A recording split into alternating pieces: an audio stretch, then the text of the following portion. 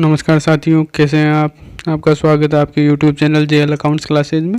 आज अपन बात करेंगे अपने जूनियर अकाउंटेंट और TRA एग्ज़ाम के लिए जो अकाउंटेंसी का चैप्टर है, रिकॉर्डिंग ऑफ ट्रांजैक्शंस, उसके जो MCQs बन सकते हैं एग्ज़ाम के अकॉर्डिंग, उसके बारे में। तो अपना पहला MCQ है, Anil purchase 1000 pens at the rate ₹50 each, less 20% trade discount and 3% cash discount if payment is made within 30 days.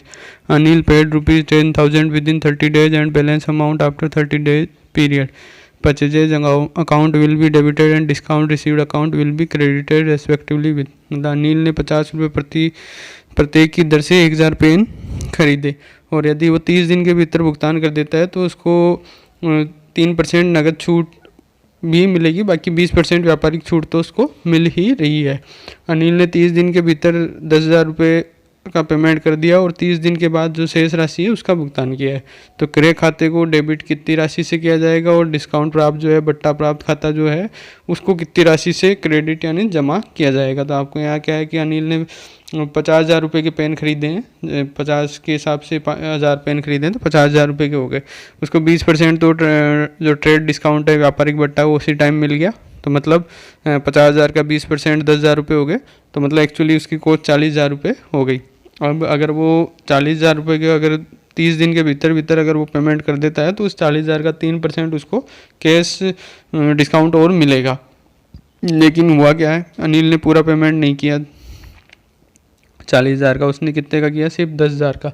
बाकी जो 30,000 रुपये है वो उसने 30 दिन के बाद किए हैं पेमेंट। तो इसलिए जो 30,000 रुपये जो है जो उसने 30 दिन के बाद पेमेंट किया उस पर कोई डिस्काउंट नहीं मिलेगा उसको, कैश डिस्काउंट। बाकी जो 10,000 रुपये का पेमेंट किया उस पर उसको 3% कैश डिस्काउंट मिल जाएगा, नगद छूट मिल जाएगी 3% की। तो 10,000 का 3% कितना होगा, 300 रुपये। और जो उसको 10,000 रुपये का व्यापारिक बट्टा मिला है। लेकिन अपन बात कब की कर रहे हैं, कब डिस्काउंट और ये जो अकाउंट अपन करेंगे परचेज अकाउंट को डेबिट और क्रेडिट, ये अपन परचेज के टाइम कर रहे हैं, मतलब जब ये खरीद रहा है उस टाइम की बात हो रही है यहाँ पे। तो उस टाइम जो होएगी उस टाइम कैश डिस्काउंट का तो अपन कुछ कर ही नहीं पाएंगे क्योंकि उसने बाद में पेमेंट किया, तो उस टाइम तो कैश डिस्काउंट मिला नहीं है। ये कैश डिस्काउंट जो आपको मिल रहा है 10,000 का 3% 300 रुपये, ये जब आप पेमेंट की एंट्री करोगे उस टाइम इसको डिस्काउंट रिसीव्ड अकाउंट में क्रेडिट किया जाएगा। लेकिन अभी अपन सिर्फ परचेजेज की बात कर रहे हैं। तो परचेजेज अकाउंट कितने से डेबिट होएगा, अपने जो कॉस्ट कितने की पड़ी है अनिल को, 40,000 रुपये की ही पड़ी है क्योंकि 10,000 रुपये का उसको व्यापारिक बट्टा मिल गया और व्यापारिक बट्टे की अलग से एंट्री नहीं होती है, उसको कॉस्ट में से ही कम करते हैं। तो 50,000 में से 10,000 रुपये का जो व्यापारिक बट्टा है वो कम हो जाएगा, तो जो परचेज का अकाउंट है वो डेबिट हो जाएगा 40,000 रुपये से। और अनिल का जो खाता है क्योंकि वो क्रेडिटर बन जाएगा, और क्रेडिटर क्योंकि लाइबिलिटी होती है और लाइबिलिटी की साइड क्रेडिट होना होता है, तो नेचर जो है उसकी, तो ये बढ़ रहा है तो यहाँ और क्रेडिट हो जाएगा। तो जो है डिस्काउंट अपने को कुछ भी नहीं मिला है, जो व्यापारिक छूट मिली है, जो बट्टा मिला है, डिस्काउंट मिला है, वो अपन सीधी कॉस्ट में से कम कर देते हैं, उसकी एंट्री अलग से नहीं होती है। बाकी कैश डिस्काउंट की एंट्री पेमेंट के टाइम होएगी। तो यहाँ आंसर जो आएगा अपना आएगा 40,000 और नील, मतलब जो अपना परचेजेज अकाउंट है उसको तो डेबिट करेंगे अपन 40,000 से और डिस्काउंट प्राप्त खाते में कुछ भी नहीं आएगा। फिर क्वेश्चन सेकंड है अपने, the sales book is a part of, मतलब विक्रय भाई किसका भाग है, मतलब किसका पार्ट मानी जाती है, जो सेल्स बुक होती है वो किसका भाग मानी जाती है। तो आंसर जो आएगा ऑप्शन सी आएगा, जनरल। जो जनरल होती है, रोजनामचा होता है, उसका पार्ट ये माना जाता है, सहायक भैया होती है। फिर क्वेश्चन थर्ड है, while passing an opening entry all the assets are fill in the blanks while all the liabilities are fill in the blanks। मतलब प्रारंभिक प्रविष्टि पारित करते समय सभी संपत्तियां होती है जबकि सभी देनदारियां दायित्व जो होते हैं वो क्या करते हैं, मतलब जो भी अपन ओपनिंग एंट्री करेंगे, प्रारंभिक प्रविष्टि जब भी करेंगे तो जो सारी असेट्स होगी, संपत्तियां होगी, उनको क्या करते हैं, और जो लाइबिलिटीज होगी, दायित्व होंगे, उनको क्या करते हैं। तो प्रारंभिक एंट्रियों को करते टाइम अपन असेट्स को वापस अपनी बढ़ाएंगे, असेट्स की जो नेचर होती है उसको बढ़ाएंगे तो डेबिट और होएगी, और जो लाइबिलिटीज होती है उसकी जो नेचर होती है वो क्रेडिट होना होती है, तो अपन वापस उसको बुक्स में बढ़ाएंगे तो वो क्रेडिट होएगी। तो आंसर जो आएगा ऑप्शन ए आएगा, नाम और जमा, मतलब डेबिटेड और क्रेडिटेड, मतलब सारी असेट्स तो डेबिट होएगी और जो लाइबिलिटीज है वो क्रेडिट की जाएगी। क्वेश्चन फोर्थ है, which account will be debited in case wages are paid for installation of machinery, मतलब यदि मशीनरी की स्थापना के लिए मजदूरी का भुगतान किया जाता है तो किस खाते में डेबिट किया जाएगा। मतलब कोई भी मशीनरी खरीदी उसको इंस्टॉल करवाते हैं, स्थापना करवाते हैं, उसको चालू स्थिति में लाने के लिए अपन जो भी कार्य करते हैं उसके लिए जो मजदूरी का भुगतान होता है वो कौन से खाते में डेबिट किया जाएगा, कौन से अकाउंट में, उसको नाम लिखा जाएगा। तो यहाँ आंसर जो आएगा ऑप्शन ए आएगा, मशीनरी खाता। जो मशीनरी अकाउंट होएगा उसी में ही इसको जोड़ा जाएगा, क्योंकि जो इंस्टॉलेशन तक की जो भी चार्जेज होंगे, जो भी खर्चा लगता है वो उस असेट्स की जो लागत होती है, जो कॉस्ट होती है, उसी में ही उसका पार्ट माना जाता है और उसी में उसको जोड़ा जाता है। फिर क्वेश्चन 5 है, goods worth ₹7,000 given away as a charity would be credited to, मतलब दान के रूप में दिए गए 7,000 रुपये का सामान जमा किया जाएगा। मतलब दान में कोई 7,000 रुपये का सामान, कोई गुड्स दे दिया गया है तो उसको कहाँ क्रेडिट करेंगे, कहाँ जमा करेंगे? तो यहाँ आंसर जो आएगा ऑप्शन बी आएगा, क्रय खाता, परचेजेज अकाउंट। मतलब एक तरह से जैसे ड्राइंग होता है वैसे ही ये जो loss by fire, loss by theft या और किसी वजह से भी जो सामान कम हो जाता है अपना दान दे देते हैं, तो यहाँ परचेजेज अकाउंट को ही अपन कम करते हैं। कम क्यों करेंगे? क्योंकि अपना सामान जा रहा है, सामान की जो नेचर होती है वो डेबिट होना होती है, और यहाँ जा रहा है तो अपन उसको क्रेडिट करेंगे। और अपने को पता है कि सामान के लिए अपन दो ही वर्ड यूज करते हैं, या तो परचेजेज अकाउंट या सेल्स अकाउंट, तो यहाँ परचेजेज अकाउंट ही काम में आएगा। फिर क्वेश्चन 6 है, what are total numbers of subsidiary books available to record financial transaction. मतलब वित्तीय लेन देन रिकॉर्ड करने के लिए उपलब्ध सहायक पुस्तकों की कुल संख्या कितनी है? मतलब जो फाइनेंशियल ट्रांजेक्शन्स को रिकॉर्ड करने के लिए जो सब्सिडरी बुक्स हैं, सहायक बहियाँ होती है, सहायक पुस्तकें होती है, उनकी कितनी संख्या होती है, टोटल कितने नंबर होती हैं वो? तो यहाँ आंसर जो आएगा ऑप्शन ए आएगा, 8 नंबर होते हैं उनकी, 8 सहायक बहियाँ होती है। फिर क्वेश्चन 7 है, name the transaction that is recorded in both side of cash books simultaneously. मतलब उस लेन देन का नाम बताए जो रोकड़ बही के दोनों पक्षों में एक साथ दर्ज किया जाता है। मतलब कौन सा लेन देन होता है, कौन सा ट्रांजेक्शन होता है जिसकी एक साथ दोनों पक्षों में एंट्री करते हैं रोकड़ बही की। मतलब डेबिट साइड में भी एंट्री होती है और उसके क्रेडिट साइड में भी एंट्री होती है, तो उस लेन देन को क्या कहते हैं? तो आंसर जो आएगा ऑप्शन द आएगा, डी जो है कॉन्ट्रा एंट्री। मतलब उसको कॉन्ट्रा एंट्री कहते हैं। जब कोई भी बैंक में केस जमा करवाया जाता है या केस निकाला जाता है बैंक से, तो उसको कॉन्ट्रा एंट्री कहते हैं, और वो दोनों पक्षों में डेबिट और क्रेडिट साइड में एक साथ दिखाई जाती है। फिर क्वेश्चन 8 है, all the indirect expenses are close to. मतलब जो सभी अप्रत्यक्ष खर्च बंद होते हैं। मतलब जो जितने भी इनडायरेक्ट एक्सपेंसेस होते हैं, अप्रत्यक्ष खर्चे होते हैं जो बिजनेस से डायरेक्टली रिलेटेड नहीं होते हैं, तो उनको कहाँ क्लोज करते हैं, कहाँ ले जाके अपन उनको समाप्त करते हैं उन अकाउंट को? तो यहाँ आंसर जो आएगा ऑप्शन ए आएगा, लाभ हानि खाता। मतलब P&L अकाउंट में उनको ले जाके और उनको क्लोज करते हैं, वहाँ ले जाके उनको दर्शाते हैं, फिर उसी में मर्ज कर देते हैं। फिर क्वेश्चन 9 है, विच अकाउंटिंग इक्वेशन इज इनकरेक्ट। मतलब कौन सा लेखांकन समीकरण गलत है? मतलब जो अकाउंटिंग इक्वेशन है अपनी लेखांकन समीकरण होता है, जो ये कहता है एसेट्स लायबिलिटीज और कैपिटल के बराबर होती है, तो ये जो आपको ये अलग अलग ऑप्शन दिख रहे हैं इनमें से कौन सा समीकरण गलत है? बाकी सब सही है, एक ऑप्शन गलत है यहाँ, तो वो कौन सा आएगा? यहाँ से जो आएगा ऑप्शन बी आएगा, संपत्ति इज इक्वल्स टू दायित्व माइनस पूंजी। मतलब assets is equals to liability minus capital जो है ये ऑप्शन गलत है, क्योंकि assets is equals to liabilities plus capital होती है। तो बाकी जो ऑप्शन है दायित्व जो है वो संपत्ति में से पूंजी कम कर देंगे तो दायित्व बचते हैं, या पूंजी जो होगी वो संपत्ति में से दायित्व कम कर देंगे तब बचेगी, और संपत्ति जो होती है वो दायित्व प्लस पूंजी का टोटल होता है, तो इसलिए ये बाकी सब सही है। फिर क्वेश्चन 10 है, journal proper includes entries related to. जो जनरल प्रॉपर होती है उसमें किससे संबंधित प्रविष्टियाँ की जाती है, उसमें कौन सी एंट्रियाँ की जाती है, कौन सी इंक्लूड होती है उसमें? तो आंसर जो आएगा ऑप्शन ए आएगा, उधार पर संपत्ति की बिक्री। मतलब sales of assets on credit. मतलब जो संपत्तियाँ होती है, असेट्स होती हैं, उनको अगर अपन उधार पर क्रेडिट पर उनको बेचते हैं, उनको बिक्री करते हैं, तो उनको जनरल प्रॉपर में दिखाते हैं। बाकी sales of goods for cash है, या नगद में संपत्ति की बिक्री है, या उधार पर माल की बिक्री है, तो इनको जनरल प्रॉपर में नहीं दिखाते हैं।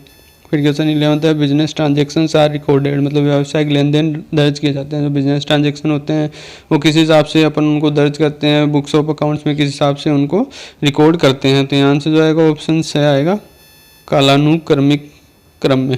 मतलब जो इन क्रोनोलॉजिक ऑर्डर, मतलब जिस हिसाब से वो होती रहती है, जिस हिसाब से वो लेन देन होते हैं उसी के हिसाब से उनको दर्ज किया जाता है बुक्स ऑफ अकाउंट्स में। जैसे जैसे वो अकर हो जाते हैं, जैसे जैसे वो जो भी ट्रांजेक्शन है वो हो जाते हैं, तो वैसे वैसे उनको रिकॉर्ड करते रहते हैं। फिर क्वेश्चन 12 है, withdrawal of cash from business by the proprietor is credited to. मतलब व्यवसाय से मालिक द्वारा नकदी की निकासी को जमा किया जाता है। मतलब कोई भी बिजनेस का मालिक होगा, ओनर होगा, वो अगर कैश विड्रॉ कर लेता है या नकदी की निकासी कर लेता है बिजनेस से, तो उसको कहाँ क्रेडिट किया जाएगा, कहाँ जमा किया जाएगा? तो यहाँ आंसर जो आएगा ऑप्शन द आएगा, नगद खाता। मतलब कैश अकाउंट में उसको क्रेडिट करेंगे, जबकि डेबिट कहाँ होएगा? ये ड्राइंग्स अकाउंट में डेबिट होएगा। तो एंट्री होती है drawings account debit to cash account. फिर क्वेश्चन 13 है, X sells goods of ₹2 lakh on credit to Y, he gives 10% discount to Y and further 5% cash discount is paid within 15 days. Which of the following journal entry would correctly record the sales in the books of X. मतलब X ने Y को 2 लाख रुपए का सामान उधार पर बेचा, वह वाई को 10% व्यापारिक छूट और 15 दिनों के भीतर भुगतान करने पर 5% नगद छूट देता है. निम्नलिखित में से कौन सी जनरल एंट्री एक्स की पुस्तकों में बिक्री को सही ढंग से रिकॉर्ड करेगी. मतलब एक्स ने वाई को 2 लाख रुपए का सामान उधार पर बेचा और 10% जो है व्यापारिक बट्टा दे दिया उसको, और अगर वो वाई 15 दिन के भीतर भुगतान कर देता है तो उसको जो 5% नगद छूट उसको मिलेगी. तो निम्नलिखित में से कौन सी जनरल प्रविष्टि एक्स की पुस्तकों में बिक्री को सही ढंग से रिकॉर्ड करेगी. तो मतलब जो उसकी सेल्स होएगी, सेल्स के टाइम कौन सी रिकॉर्डिंग उसको की जाएगी. तो यहाँ आंसर जो आएगा ऑप्शन बी आएगा.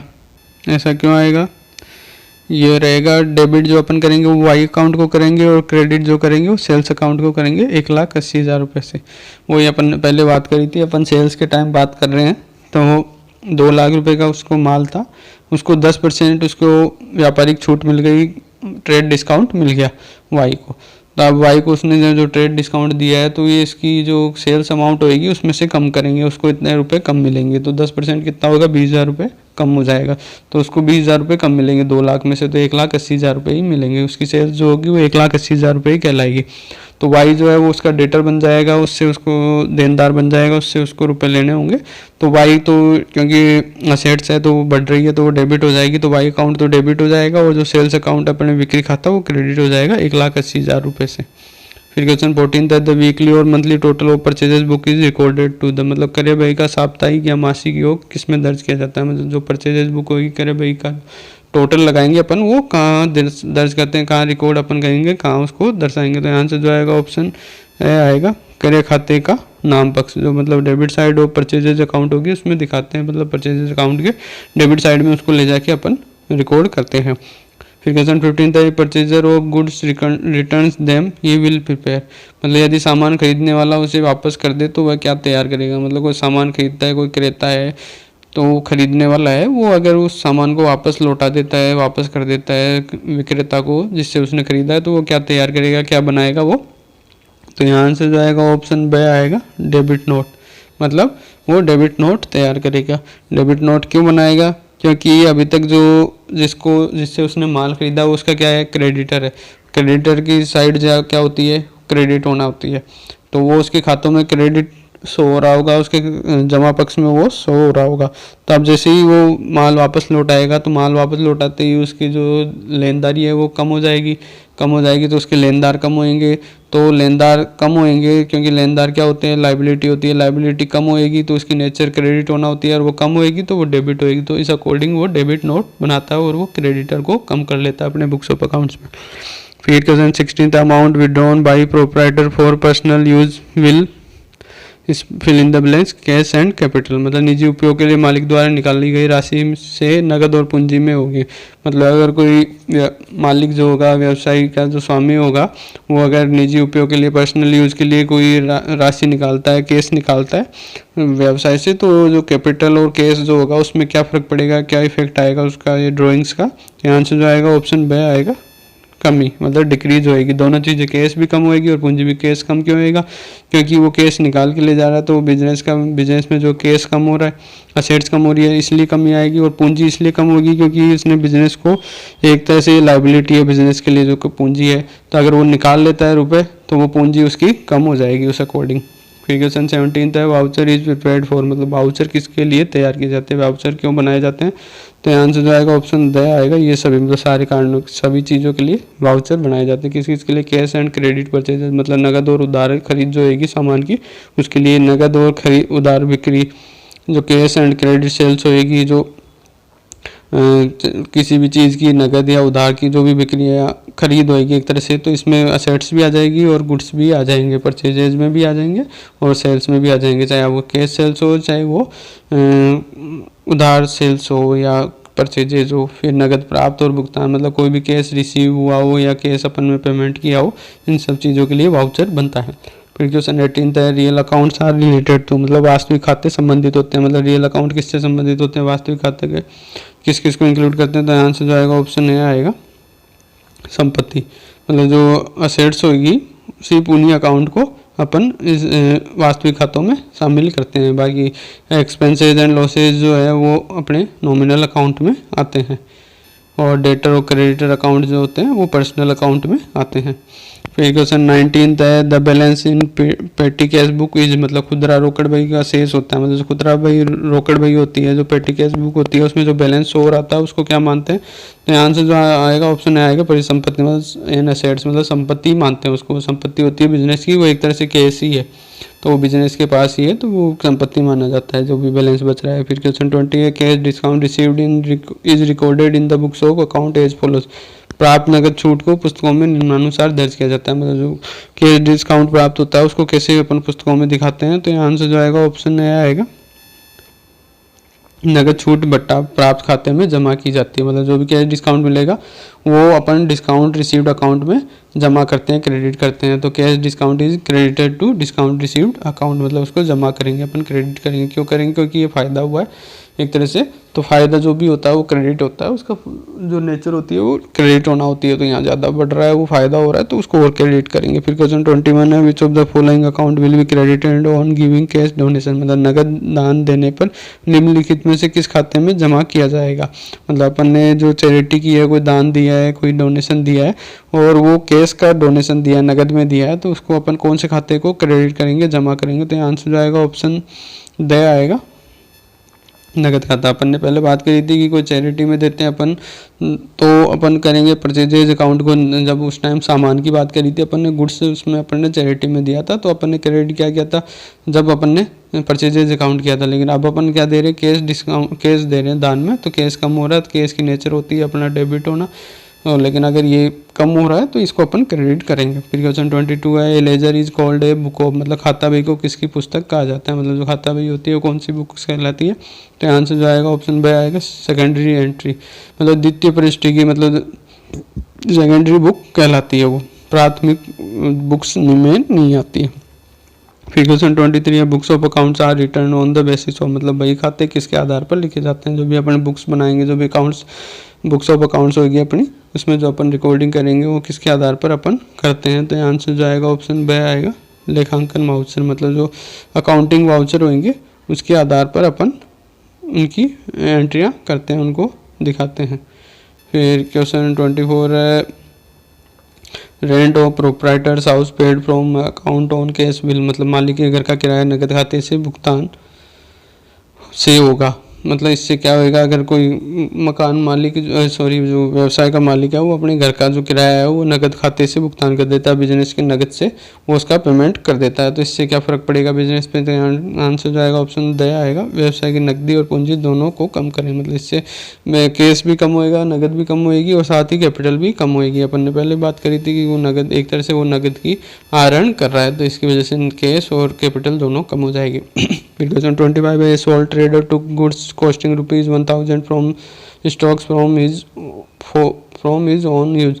The selling price of the goods is rupees 1500. Which of the following general entry would correctly record this? मतलब एक व्यापारी ने 1000 रुपये का माल अपने स्वयं के उपयोग के लिए स्टॉक से लिया, सामान का विक्रय मूल्य 1500 रुपये था, तो निम्नलिखित में से कौन सी जनरल एंट्री जो होगी, जनरल प्रविष्टि होगी, सही ढंग से रिकॉर्ड करेगी इस ट्रांजैक्शन को, इस जो लेन देन हुआ है इसको, जो रिकॉर्डिंग के लिए सही एंट्री क्या होगी?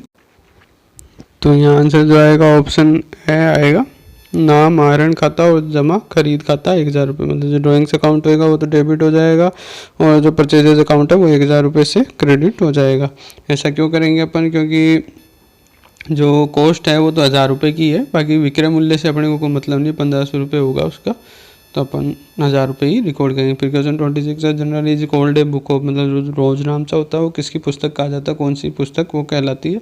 तो आंसर जो आएगा ऑप्शन बी आएगा, प्राइमरी एंट्री, मतलब प्राथमिक प्रविष्टि की वो बुक्स कहलाती है। फिर क्वेश्चन 27 है, trader entered into following transaction as a result total of purchases column in the purchases book will be, मतलब एक व्यापारी में निम्नलिखित लेन देन की, इसकी वजह से क्रय बही में क्रय कॉलम का कुल योग होगा, मतलब जो भी ट्रांजैक्शन हुआ इसकी वजह से जो परचेजेज जो बुक है उसमें जो परचेजेज कॉलम में कितना अमाउंट आएगा, टोटल क्या रहेगा उसका?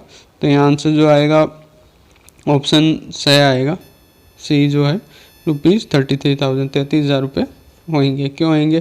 क्योंकि जो परचेजेज बुक है उसमें क्या क्या शामिल करेंगे अपन, पहले तो एक तो गौरव से 8,000 रुपये का जो सामान खरीदा है ये इसमें शामिल हो जाएगा 8,000 रुपये, क्योंकि इसने उधार में ख़रीदा है तो ये 8,000 रुपये परचेजेज में आएगा अपने। सुधीर से 10,000 रुपये का नगद जो सामान खरीदा है तो ये कैश परचेजेज है तो ये परचेजेज बुक में नहीं आएगा, जो अपना ये परचेज अकाउंट में ही जाएगा डायरेक्टली। बाकी जो कमल से जो 25,000 रुपये का उधार पर सामान खरीदा है तो ये उधार की एंट्री है तो इसलिए भी ये 25,000 रुपये भी परचेजेज बुक में आएगा। बाकी दिनेश से ₹40,000 की उधार पर मशीनरी खरीदी तो ये जनरल प्रॉपर में जाएगी ये एंट्री। तो जो अपने यहाँ पे जो परचेजेज बुक में जो एंट्रियाँ होएगी वो कौन कौन सी होएगी, 8,000 रुपये की और 25,000 रुपये की। तो इस हिसाब से 25 + 8 33,000 रुपये इसमें टोटल आएगा परचेजेज कॉलम का।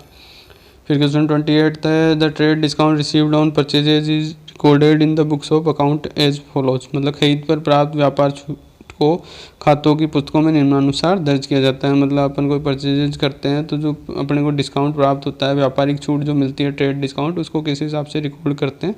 तो आंसर जाएगा ऑप्शन ब आएगा, व्यापारिक छूट लागत से कम की जाती है और शुद्ध मूल्य पर दर्ज की जाती है। मतलब जो trade discount is deducted from the cost and recorded at net value. मतलब जो भी ट्रेड डिस्काउंट अपने को मिलेगा उसको अपन कॉस्ट में से कम कर देंगे और जो नेट वैल्यू आएगी उस पर अपन ट्रांजेक्शन दिखाते हैं। फिर ये क्वेश्चन 29 है, if a transaction is properly analyse it means, मतलब कि यदि किसी लेन देन का उचित विश्लेषण हो जाए तो इसका अर्थ है, मतलब विश्लेषण हो जाता है तो उसका क्या मतलब कहलाता है। तो आंसर जो आएगा ऑप्शन द आएगा, डेबिट की गई कुल राशि जमा की गई कुल राशि के बराबर होगी। मतलब डेबिट और क्रेडिट साइड जो है वो दोनों बराबर हो जाएगी। तो total amount debited will be equals to total amount credited. तो डेबिट और क्रेडिट के साइड का मैच हो जाएगा अमाउंट। फिर क्वेश्चन 30 है, Rajesh purchase 100 calculator at the rate ₹500 each less trade discount of 20%, purchases account will be debited by. मतलब राजेश ने 500 प्रत्येक की दर से 100 कैलकुलेटर 20% व्यापारिक छूट पर खरीदे तो क्रय खाता नाम किया जाएगा। मतलब 500 रुपये की दर से उसने 100 कैलकुलेटर खरीदे और 20% उसको ट्रेड डिस्काउंट मिला है तो परचेजेज अकाउंट होगा वो कितनी अमाउंट से डेबिट किया जाएगा। तो आंसर जो आएगा ऑप्शन ब आएगा 40,000। मतलब 50,000 रुपये उसकी कॉस्ट थी, उसमें से उसको 20% ट्रेड डिस्काउंट मिल गया 10,000 रुपये का तो वो कम हो जाएगा और 50,000 में से 10,000 कम होकर 40,000 रुपये उसको कॉस्ट रह जाएगी उसकी। फिर क्वेश्चन 31 है, the journal entry to record purchases of equipment for ₹2 lakh cash and balance of ₹8 lakh due in 30 days include. मतलब ₹2 लाख नगद और शेष 8 लाख रुपये 30 दिन में दे के लिए उपकरण की खरीद को रिकॉर्ड के लिए जनरल प्रविष्टि होएगी। मतलब 2 लाख रुपये तो कैश में पेमेंट हो रहा है और 8 लाख रुपये 30 दिन बाद पेमेंट होएगी। तो उसकी जो अपन ने इक्विपमेंट खरीदा है उसकी परचेजेज के लिए जो रिकॉर्डिंग होएगी, जो एंट्री रिकॉर्ड होएगी वो क्या रहेगी। तो यहाँ आंसर जो आएगा ऑप्शन ब आएगा, नाम उपकरण ₹10 लाख और जमा नगद ₹2 लाख और लेनदार 8 लाख रुपये। मतलब जो इक्विपमेंट है वो अपनी असेट है वो बढ़ रही है तो वो पूरी अमाउंट उसकी जो भी कॉस्ट है वो तो अपने डेबिट हो जाएगी, क्योंकि बढ़ रही है तो वो इक्विपमेंट अकाउंट तो डेबिट हो जाएगा 10 लाख से, क्योंकि उसकी 10 लाख कॉस्ट है। और 2 लाख रुपये अपन ने कैश दे दिया तो अपने जो असेट्स हैं वो कम हो गए थे। यहाँ जो कैश अकाउंट है वो 2 लाख रुपये से क्रेडिट हो जाएगा और 8 लाख रुपये के अपने क्रेडिटर हो गए, अपने लेनदार हो गए तो 8 लाख रुपये से क्रेडिटर अकाउंट क्रेडिट हो जाएगा। फिर क्वेश्चन 32 है, normally the following accounts are balance. मतलब सामान्यतः निम्नलिखित खाते संतुलित होते हैं। मतलब वो बैलेंस रहता है, उनका बैलेंस जो रहेगा वो मैच करता है। ऐसा कौन से खाते होते हैं। तो आंसर जो आएगा ऑप्शन द आएगा, personal account and real account.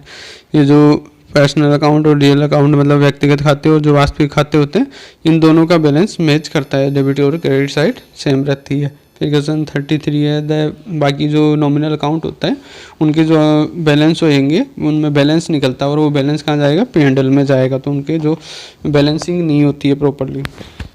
फिर क्वेश्चन 33 है, the process of transferring the transaction from the journal to the ledger is called. मतलब लेन देन को रोजनामचा से खाता बही में स्थानांतरित करने की प्रक्रिया कहलाती है। मतलब जो जनरल होगा उससे जनरल लेजर में ले जाने की जो ट्रांजेक्शन को उसमें ले जाते हैं तो उसको प्रोसेस को क्या कहते हैं।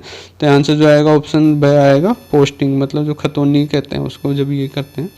फिर क्वेश्चन 34 है, what shall be amount of capital if cash is ₹5,000 furniture ₹12,000, stock ₹30,000, creditors ₹6,000। मतलब यदि नगद ₹5,000 है, फर्नीचर ₹12,000 है, स्टॉक ₹30,000 और लेनदार ₹6,000 है, तो पूंजी की राशि क्या होगी? मतलब कैपिटल की अमाउंट अपने को पता करनी है। तो जैसे अपन क्या फॉर्मूला पता है, assets minus liabilities equals to capital होती है। तो असेट्स कितनी है अपने ₹5,000 नगद, ₹12,000 फर्नीचर और स्टॉक ₹30,000। तो ये अपने 47,000 हो गए, ₹47,000 तो अपनी संपत्ति हो गई, और 6,000 की जो दायित्व है मतलब लेनदार है, तो 47,000 में से ₹6,000 अपन कम कर देंगे। तो ये जो अपने अमाउंट आएगा दायित्व का, सॉरी पूंजी का, तो वो ₹41,000 आएगा। तो यहाँ से जो आएगा ऑप्शन से आएगा 41,000। फिर क्वेश्चन 35 है, कैश मीमो इज, मतलब जो कैश मीमो होता है वो क्या होता है? तो यहाँ से जो आएगा ऑप्शन ए आएगा, स्रोत वाउचर, ये सोर्स वाउचर होता है, वो उसको सोर्स वाउचर कहते हैं। फिर क्वेश्चन 36 है, main object of preparing a general is, मतलब रोजनामचा तैयार करने का मुख्य उद्देश्य है। मतलब जो रोजनामचा होता है, जनरल होता है, वो क्यों तैयार किया जाता है, अपन क्यों उसको बनाते हैं? तो यहाँ से जो आएगा ऑप्शन द आएगा, सबसे पहले व्यापारिक लेन देन को दर्ज करने के लिए। To record the business transaction first of all, मतलब जब से ही ट्रांजेक्शन हो जाता है, बिजनेस लेन देन हो जाता है, व्यापारिक लेन देन हो जाएगा, वैसे ही उसको रिकॉर्ड करने के लिए ये रोजनामचा तैयार किया जाता है कि डायरेक्टली उसमें रिकॉर्ड कर लेते हैं। फिर क्वेश्चन 37 है, ट्रायल बैलेंस शोज, मतलब जो तलपट होता है वो क्या दर्शाता है, उससे क्या पता चलेगा? तो यहाँ आंसर जो आएगा ऑप्शन ए आएगा, नाम और जमा दोनों शेष। मतलब जो डेबिट और क्रेडिट बैलेंसेज होंगे सारे अकाउंट्स के, जितने भी खाते होंगे उनका वो शेष उसमें शो होता है। फिर क्वेश्चन 38 है, डिक्रीज इन वन लाइबिलिटी में लीड टू, मतलब दायित्व में कमी के कारण हो सकता है। मतलब कोई भी दायित्व में कमी होती है तो उससे क्या फर्क पड़ेगा, क्या होएगा, क्या इफेक्ट? तो यहाँ आंसर जो आएगा ऑप्शन से आएगा, या तो ए या बी, मतलब या तो डिक्रीज इन एन एसेट, मतलब किसी संपत्ति में कमी होगी, या किसी अन्य दायित्व में वृद्धि होगी, इंक्रीज इन अनदर लाइबिलिटी, मतलब या तो अपन ने कोई दायित्व का पेमेंट किया होगा तो उसकी वजह से अपनी एसेट्स कम हुई होगी, या दूसरा कोई दायित्व अपना बढ़ गया होगा, ये वजह रहती है दायित्व कम होने की। फिर क्वेश्चन 39 है, परचेज बुक को इज यूज टू रिकॉर्ड, मतलब क्रय बही का उपयोग दर्ज करने के लिए किया जाता है। मतलब परचेज बुक है, उसको क्या रिकॉर्ड करने के लिए अपन उसको यूज करते हैं? तो यहाँ आंसर जो आएगा ऑप्शन बी आएगा, माल की उधार खरीद, मतलब जो क्रेडिट परचेज ऑफ गुड्स होगी, मतलब जो उधार पर माल खरीदेंगे उनको रिकॉर्ड अपन उसमें करते हैं। फिर क्वेश्चन 40 है, Dinesh who hold firm ₹8,000 became installment and paid 60% in full settlement, posting will be made to Dinesh account, मतलब दिनेश जिस पर फर्म के 8,000 बकाए थे, दिवालिया हो गया और पूर्ण निपटान में 60% का भुगतान किया, दिनेश खाते में खतौनी की जाएगी।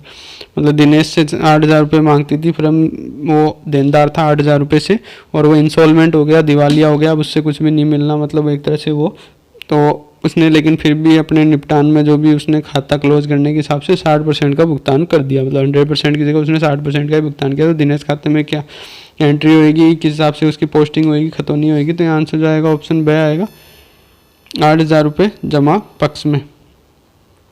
मतलब दिनेश खाते में तो अपन पूरा दिखाएंगे उसको, दिनेश जो अकाउंट होएगा वो तो पूरा एक बार ख़त्म करना पड़ेगा अपने को, जो अपने बुक्स में दिख रहा है, क्योंकि अब इससे कुछ भी नहीं मिलना, जितने मिलने थे वो मिल चुके। तो 8,000 तो अपन उसको क्रेडिट सेल्स में, सॉरी उसके जो दिनेश का खाता है वो अपने यहाँ डेटर बोल रहा था, और डेटर जब अब ख़त्म हो जाएगा अपना, मतलब संपत्ति कम हो जाएगी, तो उसको अपन क्रेडिट करेंगे। तो यहाँ 8,000 से दिनेश का खाता अपना क्रेडिट हो जाएगा। बाकी जो 60% ही उससे अपने को कैश मिला, तो 60% तो अपन उसमें उस कैश अकाउंट में डाल देंगे, कैश अकाउंट डेबिट हो जाएगा 4800 से। बाकी जो 40% है उसका 3200 वो अपन बेड डेट्स में डाल देंगे।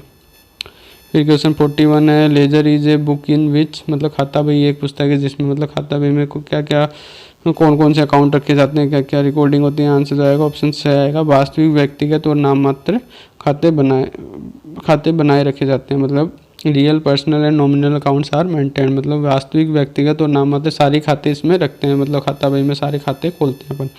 फिर क्वेश्चन 42 है, sold goods for cash of the list price of ₹8,000 at 10% discount and 3% cash discount, posting will be made in discount account, मतलब ₹8,000 की सूची मूल्य का सामान नगद में 10% व्यापारिक छूट और 3% नगद छूट पर बेचा, बट्टा खाते में खतौनी की जाएगी। मतलब ₹8,000 का माल अपन ने 10% तो ट्रेड डिस्काउंट पे दिया और 3% कैश डिस्काउंट पे दिया है। तो जो बट्टा खाता होएगा कि ट्रेड डिस्काउंट जो डिस्काउंट अकाउंट होएगा उसमें कितनी राशि दिखाई जाएगी, कितनी राशि से उसकी एंट्री होएगी। तो यहाँ से जो आएगा ऑप्शन से आएगा 216 रुपये नाम पक्ष में। क्यों आएगा ऐसा? अपन ने पहली चीज़ तो सामान बेचा है, तो अपन डिस्काउंट अगले को देंगे, जो खरीदने वाला उसको देंगे, तो अपने लिए क्या हो गया, घाटा हो गया, एक तरह से घाटा हो गया, तो अपना ये डेबिट साइड में आएगा। और दूसरा अपन क्या अमाउंट लेंगे, तो 8,000 रुपये का जो माल है वो 10% तो व्यापारिक छूट वैसे दी अपन ने, तो वो 7200 रुपये का ही बच गया, क्योंकि 800 रुपये की तो वो अपन ने ट्रेड डिस्काउंट दे दिया 8,000 का 10%, तो 7200 का 3% अपन अब देंगे उसको। तो जो एंट्री होएगी डिस्काउंट अकाउंट में वो सिर्फ केस डिस्काउंट की होती है, जो नगद बट्टा होता है उसी की करते हैं। ट्रेड डिस्काउंट को तो अपन कॉस्ट में से ही कम करते हैं, तो 216 रुपये आ जाएंगे अपने 7200 रुपये का 3%। फिर क्वेश्चन 43 है, journal entry to record salaries will include, मतलब वेतन को दर्ज करने के लिए जनरल रजिस्ट्री में शामिल होंगे, मतलब सैलरी को अपन रिकॉर्ड करेंगे तो उसकी क्या एंट्री करेंगे। तो यहाँ से जो आएगा ऑप्शन नया आएगा, नाम, वेतन, जमा, नगद, मतलब डेबिट जो करेंगे वो सैलरी अकाउंट को करेंगे, क्योंकि वेतन जो होता है वो एक खर्चा होता है और खर्चे का जो नेचर होता है वो डेबिट होना होती है। और जो कैश अकाउंट है, क्योंकि अपन नगद में भुगतान कर रहे हैं तो कैश कम हो रहा है, अपना जो असेट्स कम हो रही है, तो वो क्रेडिट होएगी। फिर क्वेश्चन 44 है, what type of following account will have debit balance only, मतलब निम्नलिखित किस प्रकार के खातों में केवल नाम शेष होगा, मतलब हमेशा उनका डेबिट शेष ही होता है, डेबिट बैलेंस ही निकलेगा उनका। तो कौन से अकाउंट होते हैं ऐसे?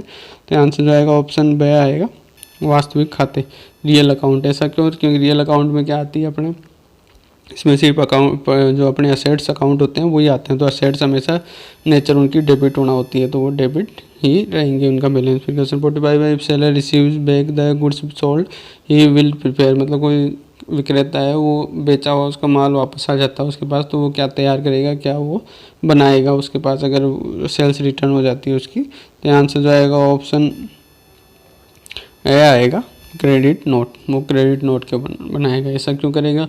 क्योंकि उसके खाते में जो क्रेता है उसको उसने डेटर दिखा रखा होगा, उससे देनदार दिखा रखा होगा, उसको अपन ने डेबिट कर रखा होगा, लेकिन अब जब उसने माल वापस अपने को लौटा दिया है तो अब उससे उतना रुपए अपने को कम मिलेंगे, तो उसको अपने को देनदारी कम करनी पड़ेगी, अपने डेटर उसमें से उतनी राशि के कम करने पड़ेंगे, तो उसको असेट्स को कम करेंगे, तो असेट्स की नेचर डेबिट होना होती है, उसको कम करेंगे तो क्रेडिट करेंगे, तो इसलिए उसके लिए क्रेडिट नोट बनता है। अभी अपन ने बात की थी, जो खरीदने वाला होगा वो तो बनाएगा डेबिट नोट, और ये जो सेलर होगा वो क्रेडिट नोट बनाता है। फिर क्वेश्चन 46 है, fill in the blanks is not a subsidiary book, मतलब निम्नलिखित में से जो दिख रही है आपको वो सहायक पुस्तक नहीं है, वो सहायक बही नहीं है। कौन सी सहायक बही नहीं होएगी? तो आंसर जो आएगा ऑप्शन सही आएगा, खाता बही। जो लेजर होती है वो सहायक बही में नहीं आएगी, सब्सिडरी बुक में नहीं आती। बाकी परचेज रिटर्न बुक है, परचेज बुक है या सेल्स बुक है, मतलब जो क्रय वापसी बही, क्रय बही और विक्रय बही है, जो 8 प्रकार की अपन ने बात करी थी सब्सिडरी बुक सहायक पुस्तकें होती है, तो उनमें ये क्रय वापसी बही, क्रय बही और विक्रय वापसी बही आती है, लेकिन खाता बही उसमें नहीं आती। तो ये 8 सब्सिडरी बुक कौन कौन सी होती है? एक तो परचेजेस बुक हो गई जो क्रय बही हो गई, एक परचेज रिटर्न बुक हो गई मतलब विक्रय क्रय वापसी बही हो गई, एक सेल्स बुक हो गई विक्रय बही, एक सेल्स रिटर्न बुक हो गई जो विक्रय वापसी बही होती है, एक केस बुक हो गई नगद बही हो गई, एक बिल्स रिसीवेबल मतलब प्राप्य बिल खाता हो गया, एक बिल्स पेएबल जो अपना देय बिल हो गया जो बही होती है वो हो गई, और एक जनरल प्रॉपर। ऐसे करके ये 8 सब्सिडरी बुक होती है। फिर क्वेश्चन 47 है, the ledger folio column of journal is use to, मतलब रोज नामचा के लेजर फोलियो कॉलम का उपयोग किया जाता है, मतलब जो लेजर में अपन जो अपन जनरल में लेजर फोलियो कॉलम जो यूज करते हैं, जिसमें अपन लेजर का जो नंबर लिखते हैं, जो पेज नंबर, तो उसमें वो क्या उपयोग में आता है, किस लिए लिखते हैं? तो यहाँ से जो आएगा ऑप्शन दे आएगा, खाता बही की प्रति संख्या दर्ज करते हैं, मतलब record the page number of the ledger account. मतलब इसमें जनरल में अपन वो खाता लिखते हैं, वो पेज नंबर लिखते हैं जिसमें लेजर में अपन ने इस एंट्री की लेजर में खतौनी की होगी, ताकि वो सीधा पकड़ने में आसानी रहती है। फिर क्वेश्चन 48 है, type of ledger account are not carried forward to next year, मतलब किस प्रकार के खाता बही को अगले वर्ष के लिए आगे नहीं बढ़ाया जाता, मतलब अगले वर्ष उस लेजर को अकाउंट को उस अकाउंट का पन नहीं ले जाते हैं। कौन से ऐसे अकाउंट होते हैं? ध्यान से जो आएगा ऑप्शन सही आएगा, नाम मात्र खाते, मतलब जो नॉमिनल अकाउंट होते हैं उनको अगले साल नहीं ले जाते हैं, वहीं उनको ख़त्म कर देते हैं, उसी साल P&L में ले जाके उनको ख़त्म कर देते हैं। फिर क्वेश्चन 49 में, the entry which is pass for bringing forward the balances of personal and real account is shown in the last years balance sheet is called. मतलब पिछले वर्ष के चिट्ठे में दिखाए गए व्यक्तिगत और वास्तविक खाते के शेष को आगे लाने के लिए पारित की जाने वाली प्रविष्टि को क्या कहा जाता है। अभी अपन ने पिछले क्वेश्चन में बात करी, नॉमिनल अकाउंट को उसी साल ख़त्म कर देते हैं P&L में ले जाके, जबकि जो पर्सनल अकाउंट और जो रियल अकाउंट होते हैं इनके बैलेंसेज को अपन अगले साल ले जाते हैं। तो अगले साल उनको ले जाने की जो एंट्री होएगी जो अपन पास करेंगे उसको क्या कहेंगे, उस एंट्री को क्या कहलाएगी। तो यहाँ से जो आएगा ऑप्शन से आएगा ओपनिंग एंट्री, मतलब प्रारंभिक प्रविष्टि वो कहलाती है। फिर क्वेश्चन 50 है, which of the following is correct entry to record cash purchase of ₹3000 from Amar. मतलब अमर से 3000 की नगद खरीद को रिकॉर्ड करने के लिए निम्नलिखित में से कौन सी प्रविष्टि सही है।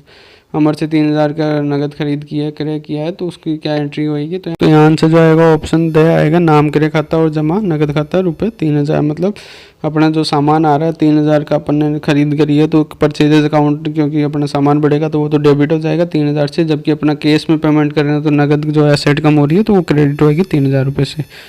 फिर question 51, which of the following is known as principal book of accounting. मतलब निम्नलिखित में से किसे लेखांकन के प्रधान या मुख्य पुस्तक के रूप में जाना जाता है, किसको अपन मेन बुक कहते हैं। तो यहाँ से जो आएगा ऑप्शन ब आएगा, खाता बही, मतलब जो लेजर होगी उसको मेन बुक या प्रिंसिपल बुक कहते हैं अकाउंटिंग की। फिर question 52, Akhil owed ₹10,000 became instalment ₹0.75 in a rupee was received from his estate. Amount received and credited to Akhil's account will be. मतलब अखिल जिस पर 10,000 रुपये बकाए थे, दिवालिया हो गया, उसकी संपत्ति से ₹1 में ₹0.75 प्राप्त हुए। प्राप्त राशि अखिल के खाते में जमा की जाएगी। मतलब जो अखिल से जो 10,000 रुपये मिलने थे उसकी जगह उससे हर ₹1 पे ₹0.75 ही मिले हैं। मतलब 75% ही पेमेंट उसने किया है, बाकी उसने नहीं किया है। तो अखिल के खाते में कितनी राशि से जमा होएगी, क्या एंट्री करेंगे जब। तो आंसर जो आएगा ऑप्शन ए आएगा ₹7500। जो प्राप्त राशि है वो क्रेडिट कितनी अमाउंट से होएगी, जो अपने को रिसीव हुई है वो कितनी राशि से अखिल के खाते में क्रेडिट होएगी। तो आंसर जो आएगा ऑप्शन से आएगा ₹10,000। 10,000 रुपये उसके अखिल के खाते में जमा करेंगे, क्योंकि अखिल अपना डेटर है, वो अब उससे कुछ भी नहीं मिलना तो उसका खाता अपन खत्म करेंगे तो पूरा 10,000 रुपये अपन उसको क्रेडिट करेंगे। बाकी जो अमाउंट मिली है उससे 0.75 के हिसाब से 7500 रुपये वो तो डेबिट हो जाएंगे नगद खाते में, और बाकी 2500 रुपये हैं वो बैड डेट्स में चले जाएंगे। फिर क्वेश्चन 53 है, the case book meant for recording पेटी एक्सपेंस इज कॉल्ड। मतलब छोटे मोटे खर्चों को रिकॉर्ड करने के लिए बनाई जाने वाली रोकड़ पुस्तिकों को क्या कहते हैं। मतलब जो छोटे मोटे खर्चों के लिए पुस्तिका बनाते हैं केस बुक, उसको कौन सी केस बुक कहलाती है। तो आंसर जो आएगा ऑप्शन ब आएगा, खुदरा रोकड़ बही, मतलब पेटी केस बुक उसको कहते हैं, जिसमें छोटे रोजमर्रा के खर्चों के लिए वो केस बुक मेंटेन की जाती है, जिसमें कि खर्चा देते हैं और पूरे महीना उसमें से छोटे मोटे खर्चे करते रहते हैं। फिर क्वेश्चन 54 है, debit note issued are used to prepare. मतलब डेबिट नोट तैयार करने के लिए जारी किए जाते हैं। मतलब क्या करने के लिए डेबिट नोट किस चीज़ के लिए काम आते हैं, तो किस लिए उसको जारी करते हैं। तो यहाँ आंसर जाएगा ऑप्शन ए आएगा, क्रय वापसी बही। मतलब जब परचेज रिटर्न बही होती है उसमें काम आता है जब।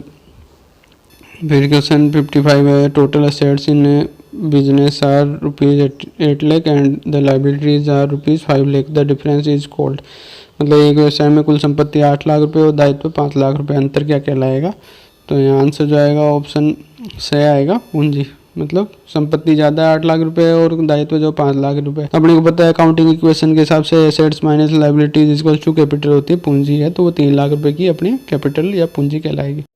फिर क्वेश्चन 56 है, recording of transaction in general is called. मतलब रोजनामचा में लेन देन दर्ज करना क्या कहलाता है, क्या कहेंगे रोजनामचे में एंट्री रिकॉर्ड अपन दर्ज करेंगे। तो यहाँ से जो आएगा ऑप्शन बी आएगा, जनरलाइजिंग। मतलब जनरलाइजिंग उसको कहते हैं। फिर क्वेश्चन 57 है, which of these accounts has debit balance. मतलब निम्नलिखित से किस खाते का नाम शेष होता है। मतलब डेबिट बैलेंस कौन से खातों का होता है। यहाँ से जो आएगा ऑप्शन से आएगा, अग्रिम बीमा प्रीमियम। मतलब जो प्रीपेड इंश्योरेंस प्रीमियम होएगा उसका जो नाम शेष होएगा, क्यों होएगा, क्योंकि जो अपन ने इंश्योरेंस प्रीमियम है वो एडवांस में पेमेंट कर दिया, खर्चे का एडवांस में पेमेंट कर दिया तो अपनी असेट्स कहलाती है। तो असेट्स का जो नेचर होता है वो डेबिट होना होता है।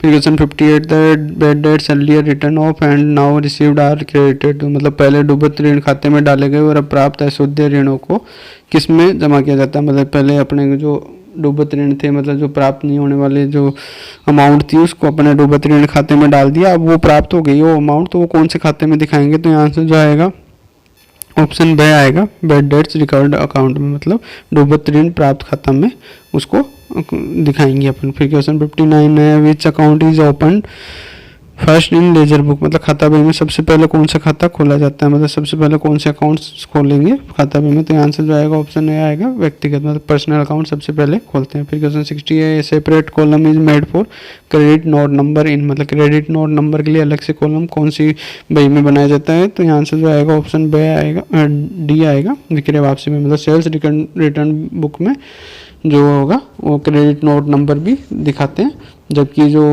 परचेजेज बुक होगी उसमें डेबिट नोट नंबर आता है, सॉरी परचेजेज रिटर्न बुक में। फिर क्वेश्चन 61 है when goods are purchase against the cash the purchaser will get, मतलब सामान जब सामान नगद में खरीदा जाता है तो क्रेता को मिलता है, मतलब जो नगद में या केस में कोई सामान खरीदेगा कोई तो उसको क्रेता जो होगा बायर जो होगा उसको क्या मिलेगा उसकी जगह, तो आंसर जो आएगा ऑप्शन ए आएगा केस मेमो, मतलब उसकी नगद में खरीद पर केस मेमो दिया जाता है, ये सेलर देगा उसको। फिर क्वेश्चन 62 है total of sales return column in the sales return book is posted to, मतलब विक्रय वापसी बही में विक्रय वापसी कॉलम का कुल योग कहाँ पोस्ट किया जाता है, मतलब उसको कहाँ एंट्री की जाएंगे उसकी, तो आंसर जो आएगा ऑप्शन से आएगा विक्रय वापसी खाता नाम, मतलब जो सेल्स रिटर्न अकाउंट होएगा तो विक्रय वापसी बही का भी जो कॉलम होएगा विक्रय वापसी कॉलम का उसका जो टोटल आएगा उसको अपन कहाँ ले जाएंगे, उसको अपन सेल्स रिटर्न अकाउंट में मतलब विक्रय वापसी बही खाता में ले जाएंगे और उसको डेबिट यानी नाम पक्ष में दिखाएंगे। फिर क्वेश्चन 63 है invoice is a source voucher of, मतलब जो बीजक या बिल होता है वो किसका स्रोत वाउचर कहलाता है, सोर्स वाउचर किसका कहलाएगा, तो आंसर जो आएगा ऑप्शन ब आएगा उधार करेगा, मतलब जो क्रेडिट परचेज होगी उसका सोर्स वाउचर कहलाता है। जबकि अपन ने बात करी थी जो ऊपर जो यहाँ देखिए क्वेश्चन 61 में जो केस मीमो देंगे वो नगद क्रय पे देंगे, जबकि जो उधार क्रय पे क्या मिलेगा बीजक मिलेगा, इनवॉइस मिलेगी। फिर क्वेश्चन 64 है how many accounts are affected in transaction, मतलब एक लेन देन में कितने खाते प्रभावित होते हैं, मतलब कोई भी ट्रांजैक्शन होएगा कोई भी लेन देन होएगा तो उसमें कम से कम कितने खाते प्रभावित होंगे, तो यहाँ आंसर जो आएगा ऑप्शन से आएगा सी कम से कम दो, मतलब एटलीस्ट दो अकाउंट कम से कम उसमें प्रभावित होंगे, ज़्यादा भी हो सकते हैं दो से, लेकिन दो तो कम से कम अकाउंट उसमें प्रभावित ही होंगे हर ट्रांजैक्शन में दो अकाउंट।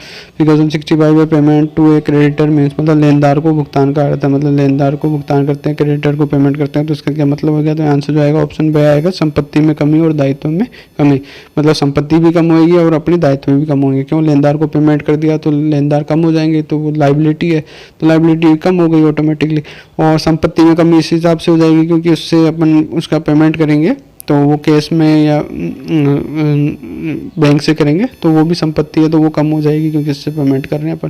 क्वेश्चन 66 है which of the following accounts always shows A debit balance, मतलब निम्नलिखित में से कौन सा खाता हमेशा नगद नाम शेष दिखाता है, मतलब कौन से अकाउंट का बैलेंस जो रहेगा वो डेबिट रहेगा, तो आंसर जो आएगा ऑप्शन द आएगा इनमें से कोई नहीं, मतलब कोई से भी खाते का डेबिट शेष नहीं रहता है, क्रेडिट शेष ही रहता है, मतलब नाम से सॉरी जमा शेष ही रहता है, मतलब कैपिटल अकाउंट हो गया पूंजी खाता जो है, सेल्स अकाउंट विक्रय खाता और परचेजेज रिटर्न अकाउंट मतलब क्रय वापसी खाता, इन सब का जो बैलेंस रहेगा वो क्रेडिट ही रहता है।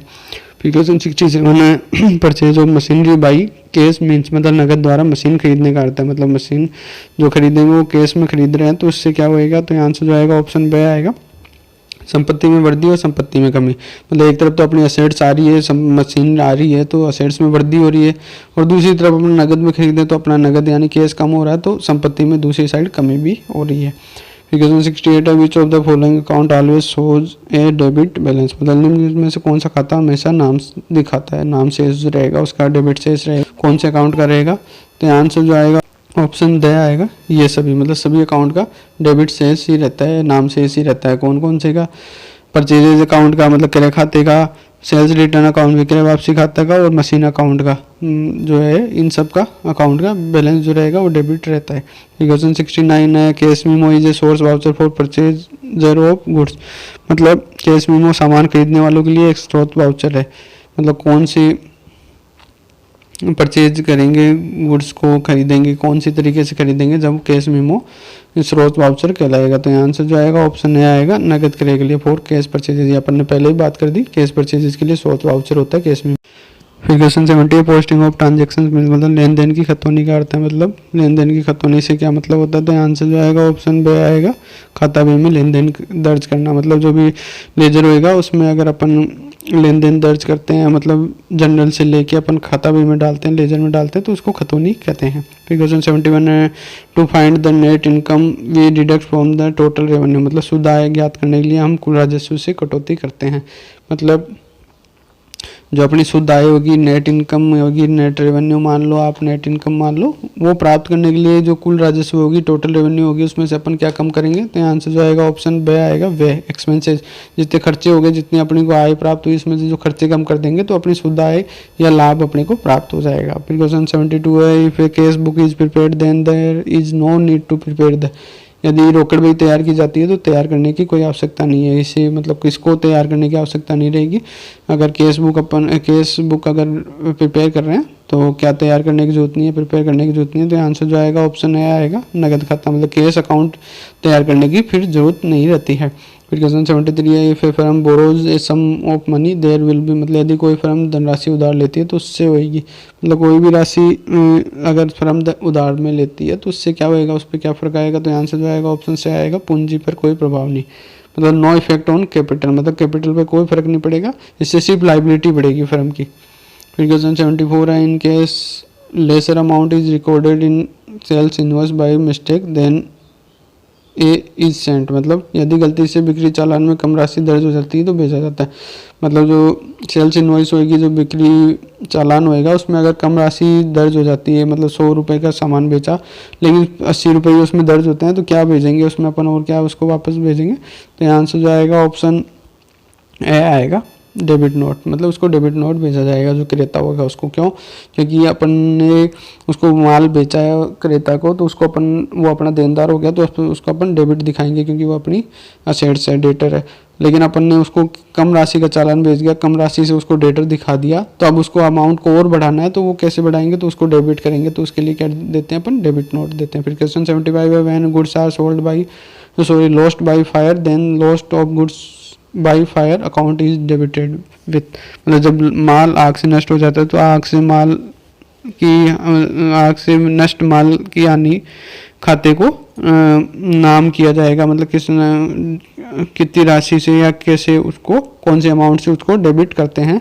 तो आंसर जो आएगा ऑप्शन से आएगा खरीदी गए माल की लागत, मतलब जो कॉस्ट ऑफ गुड्स परचेज है, जितनी राशि का वो माल था उसकी कॉस्ट जितनी थी उस राशि से उसको डेबिट किया जाएगा उतनी राशि से। फिर क्वेश्चन 76 है paid to Rahul on behalf of Sanjay ₹12,000 will be debited to, मतलब संजय की ओर से राहुल को 12,000 रुपये का भुगतान नाम किया जाएगा। मतलब संजय को अपन को पेमेंट करना था, लेकिन संजय ने कहा कि मेरी जगह राहुल को पेमेंट कर दो, तो अपन ने राहुल को 12,000 रुपये का भुगतान कर दिया। तो अब ये जो अमाउंट अपन ने पे की है तो ये कहाँ डेबिट होएगी, कौन से खाते में अपन उसको डेबिट करेंगे। तो आंसर जो आएगा ऑप्शन बी आएगा डेबिट संजय खाता, मतलब संजय खाता मतलब जो संजय अकाउंट है उसी को अपन डेबिट करेंगे। ऐसा क्यों, क्योंकि संजय ही अपना लेनदार है, तो अपने बुक्स में किसका नाम चल रहा है, किसका अकाउंट चल रहा है, वो संजय का चल रहा है। अब चाहे पेमेंट अपन ने राहुल को किया हो लेकिन अपन ने संजय के कहने से किया, तो अब संजय अपना लेनदार नहीं रहेगा, अपन ने संजय को एक तरह से पेमेंट कर दिया, तो संजय अकाउंट को अपन रिकॉर्ड करेंगे, डेबिट करेंगे अपन। फिर क्वेश्चन 77 है which while posting in personal account from the purchases book posting is done, मतलब क्रय बही से व्यक्तिगत खातों में खतौनी करते समय खतौनी की जाती है। मतलब परचेजेज बुक से अपन कोई खतौनी करेंगे पर्सनल अकाउंट में, व्यक्तिगत खातों में, तो वो खतौनी किस हिसाब से की जाएगी, कौन सी तरफ करेंगे। तो अपन यहाँ से जो आएगा ऑप्शन बी आएगा जमा पक्ष में, मतलब क्रेडिट साइड में उनके जमा पक्ष में अपन उनको दिखाते हैं। फिर क्वेश्चन 78 है which of the following expense is not a revenue expense, मतलब निम्नलिखित में से कौन सा व्यय राजस्व व्यय नहीं है, मतलब रेवेन्यू एक्सपेंडिचर नहीं कहलाता, वो कैपिटल एक्सपेंडिचर या जो पूंजीगत व्यय होता है वो कहलाता है। कौन सा ऐसा खर्चा है, तो आंसर जो आएगा ऑप्शन बी आएगा खरीदी गई पुरानी मशीन की मरम्मत, मतलब कोई repair of second hand machinery purchase, कोई सेकंड हैंड मशीनरी अपन ने खरीदी है तो उसको चालू हालत में लाने के लिए या उसको वर्किंग कंडीशन में लाने के लिए जो रिपेयरिंग करते हैं तो जो खर्चा लगेगा वो अपना कैपिटल एक्सपेंडिचर कहलाता है और मशीनरी की लागत में इंक्लूड होएगा। बाकी सैलरी हो गया या वेजेज हो गई या इलेक्ट्रिसिटी चार्जेज है, ये डेली यूजेज के हैं, ये रूटीन के चार्जेज होते हैं या एक्सपेंसेज हैं, तो ये रेवेन्यू एक्सपेंडिचर कहलाएंगे। फिर क्वेश्चन 79 है, double column case book records, मतलब द्विस्तंभीय नकद बही में दर्ज करते हैं। जो डबल कॉलम केस बुक होगी उसमें क्या क्या रिकॉर्ड करते हैं, क्या क्या दर्ज करते हैं, तो आंसर जो आएगा ऑप्शन द आएगा, नकद और बैंक लेन देन, मतलब कैश और बैंक ट्रांजेक्शन दोनों रिकॉर्ड करते हैं। डबल कॉलम केस बुक में 2 कॉलम बनते हैं, एक केस का और एक बैंक का, तो दोनों ट्रांजेक्शन इसमें रिकॉर्ड होते हैं। फिर क्वेश्चन 80 है, an increase in one asset is accompanied by, मतलब एक संपत्ति में वृद्धि किसके साथ होती है, मतलब एक संपत्ति है, कोई असेट है, उसमें कोई वृद्धि हो रही तो उससे क्या इफेक्ट आएगा साथ में, तो यहाँ से जो आएगा ऑप्शन ए आएगा, किसी अन्य संपत्ति में कमी या दायित्व में वृद्धि, मतलब उसके साथ में या तो कोई संपत्ति कम होएगी अगर संपत्ति में वृद्धि हो रही तो, या कोई दायित्व में वृद्धि होगी। क्यों, मान लो अपन ने कोई संपत्ति खरीदी है, मतलब वृद्धि तभी होगी जब संपत्ति अपन ने संपत्ति खरीदी है तो वो या तो अपन ने नकद में खरीदी होगी या उधार में। नकद में खरीदी होगी तो या तो अपन ने कैश या बैंक दोनों में से कुछ भी कम होएगा, तो दूसरी संपत्ति कम हो रही है, अन्य संपत्ति कम हो रही है, या फिर अपन ने उधार में खरीदी होगी तो अपने लेनदार बढ़ेंगे, लेनदार बढ़ेंगे तो ऑब्वियसली दायित्व में वृद्धि होगी। तो ये दोनों में से एक चीज़ कुछ ना कुछ इसके साथ होगी। तो साथियों, यहाँ जो अपने रिकॉर्डिंग ऑफ ट्रांजेक्शन से संबंधित जो एमसीक्यूज बन सकते हैं वो मैंने यहाँ कवर करवा दिए। उम्मीद करता हूँ वीडियो आपको पसंद आई होगी। वीडियो पसंद आई हो तो लाइक अवश्य कीजिएगा और अपने फ्रेंड्स के साथ ज़्यादा से ज़्यादा शेयर जरूर कीजिएगा। नेक्स्ट वीडियो में लेकर आ जाऊँगा अगले चैप्टर के एमसीक्यूज, तब तक प्लीज़ वेट कीजिएगा। और अपने चैनल को सब्सक्राइब नहीं किया तो प्लीज़ यूट्यूब चैनल को जल्दी से जल्दी सब्सक्राइब कर लीजिए और बेल आइकन को प्रेस कर दीजिएगा ताकि नए वीडियोज़ की नोटिफिकेशन आपको जल्द से जल्द मिलते रहें। जय हिंद, जय भारत।